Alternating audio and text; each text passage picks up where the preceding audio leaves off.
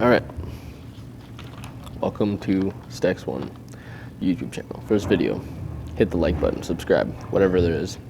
Anyways, today I'll be talking about the U.S. Constitution compared to the Italian Constitution for those of you who would like to maybe experience living in another country. This can possibly help you make a decision a little easier. All right, to get started. In the U.S. Constitution, it states that in the freedom of speech part that you are able to express your religion, any ideas that you feel would benefit you or the society, and you're able to do so in a manner of non-violent acts and just forms of communication, verbal, through protesting, as long as you aren't vandalizing anything or threatening anyone or harming anyone or disrupting anybody else's constitutional rights. Now, to compare it to Italy, they go hand in hand. They are very, they're very similar in ways of that in the Italian Constitution, stated in Article 21, Paragraph 1, anyone has the right to express how they feel in any form of communication. And that goes for the same as the U.S. Constitution, as long as it isn't violent or you are not threatening anybody of higher power. And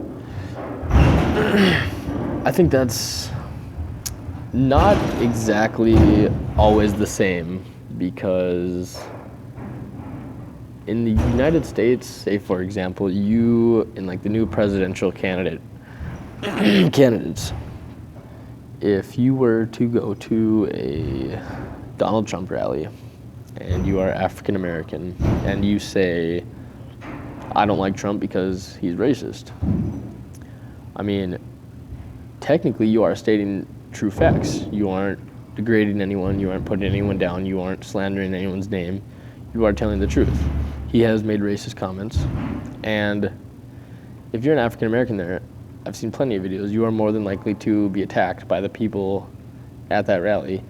But yet in the end, those African Americans are the ones that are being kicked out and arrested and being charged for slandering people's names and having violent acts towards others. And the people that actually like hate on them and attack them, they see none of those punishments.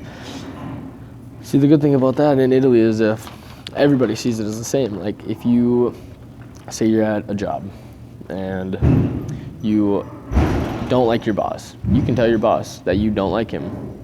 You can tell him to F off, you can swear at him, you can say whatever you want, and he can't do anything. Part of that is because of the reason that Italy is connected through unions, and the unions run businesses, and it's very hard to get fired because the unions rely very heavily on those people to run them. And that's also another reason why job security in Italy is at almost 100%, which is also another interesting fact for those of you wanting to move there. Yeah, and about the freedom of speech thing, I feel that it should change in America. Just because we're the greatest country in America doesn't mean that we can't have people expressing how they feel. And yeah, that's pretty much all I have to say for this episode. And you guys should subscribe and stay tuned for the next one.